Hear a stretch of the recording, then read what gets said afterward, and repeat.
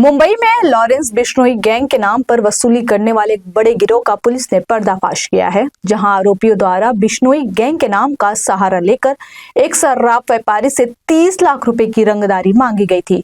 शिकायत के बाद मामले में बोरीवली पुलिस ने त्वरित कार्रवाई करते हुए 4 आरोपियों को व्यापारी से सोने का सिक्का लेते हुए रंगे हाथ गिरफ्तार कर बड़ी साजिश का खुलासा किया। डीसीपी संदीप जाधव के अनुसार 18 फरवरी से 24 फरवरी के बीच आरोपियों ने बोरीवली के एक नामचीन शराब व्यवसायी को फोन और मैसेज के जरिए खुद को लॉरेंस बिश्नोई गैंग से जुड़ा बताकर 30 लाख रुपए की मांग की। रकम नहीं देने पर व्यापारी को जान से मारने की धमकी दी गई।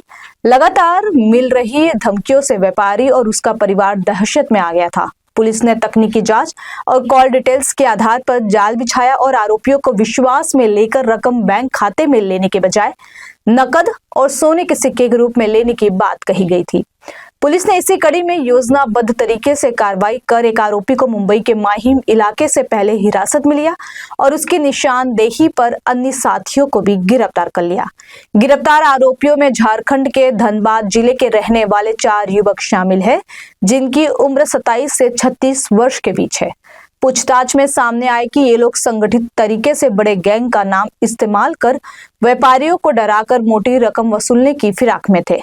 पुलिस को आशंका है कि यह गिरोह सोशल मीडिया और आपराधिक घटनाओं से प्रेरित होकर बड़े गैंग का नाम इस्तेमाल कर दहशत फैलाने की साजिश रच रहा था। पुलिस अब आरोपियों के मोबाइल डेटा, बैंक ट्रांजैक्शन और अन्य संपर्कों की जांच कर रही है, ताकि यह पता लगाया जा सके कि क्या यह नेटवर्क वाकई में बिश्नोई गैंग के गिरोह से जुड़ा है या नहीं। फरवरी से लेकर 24 फरवरी तक बोरीवली के एक सराफा व्यापारी है, उनके मोबाइल फोन पे और कॉल करके, मैसेज के द्वारा और कॉल करके लॉरेंस बिश्नोई गैंग के हम लोग हैं और आप हमको 30 लाख रुपए की फिरौती दो, इस तरह की धमकी मिल रही थी।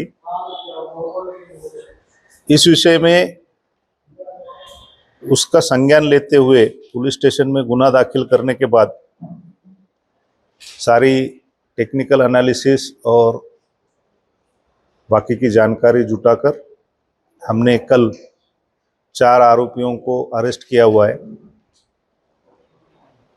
उनमें से एक का नाम रियाजुद्दीन मोहम्मद बशीर है, दूसरा है मोहम्मद फैयाज मोहम्मद मंसूरी, मोहम्मद अशरफुल कादरी और चौथा है मोहम्मद अरबाज अंसारी। ये 4 लोगों को हमने गिरफ्तार कर लिया है। इसमें से जो रियाजुद्दीन मोहम्मद बशीर है, उसको हमने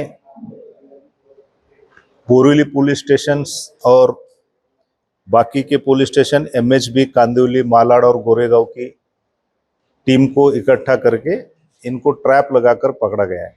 1 लाख रुपए की उसके बजाय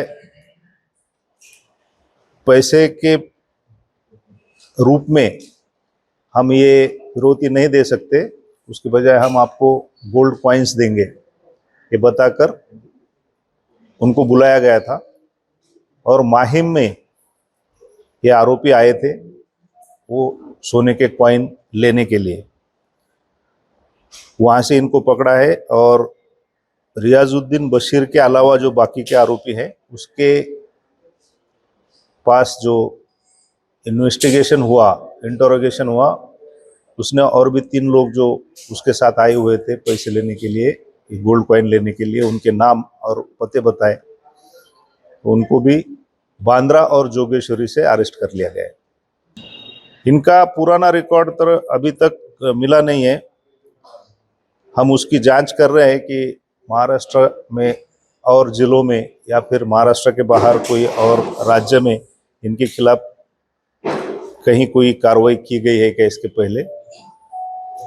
लेकिन मुंबई सिटी में ही एक गुना पार्ला पुलिस स्टेशन में और एक गुना DN नगर पुलिस स्टेशन में दाखिल है, उसमें भी इसमें के कुछ आरोपी वांटेड है।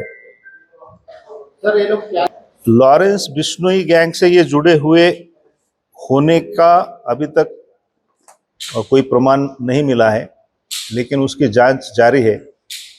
अगर बाद में कुछ पता चलता है कि उस गैंग से जुड़े हुए हैं तो हम आपको बताएंगे। लॉरेंस बिश्नोई गैंग का आइडिया उनको आया या फिर वो लॉरेंस बिश्नोई गैंग से संबंधित है, इसके बारे में अभी जांच चल रही है। आगे जब जांच बढ़ेगी तो पता चलेगा कि वो एक्चुअल में उनसे जुड़े हुए हैं या नहीं। गैंग से कोई संबंध है ऐसा अभी तक पता नहीं चला है, लेकिन जैसे आपने कहा कि धनबाद और उस एरिया में काफ़ी सारे साइबर क्राइम के आरोपी रहते हैं, वहाँ से अलग अलग साइबर फ्रॉड करके और उसमें से पैसे कमाने का उनका एक अलग अलग नए नए तरीके वो ढूंढ कर निकालते हैं। हो सकता है कि उसमें से भी ये नया तरीका उन्होंने ढूंढा हो। इस तरह के गुनहगार काफ़ी शातिर होते हैं और उनको ये अगर पता चलता कि हमने ट्रैप किया हुआ है तो वो हमारे हाथ में नहीं आते।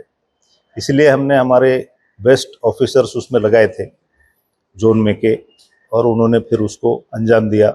अच्छी तरह से ट्रैप रचकर उनको पकड़ लिया गया। इंटरनेशनल नंबर से ये कॉल आया था और व्हाट्सएप भी इंटरनेशनल नंबर से आया था, ये सच है। लेकिन उनके पास ये नंबर कैसे आया और उन्होंने उसका कैसे इस्तेमाल किया, इसके बारे में अभी हम कुछ कह नहीं सकते। उसके बारे में जांच जारी है।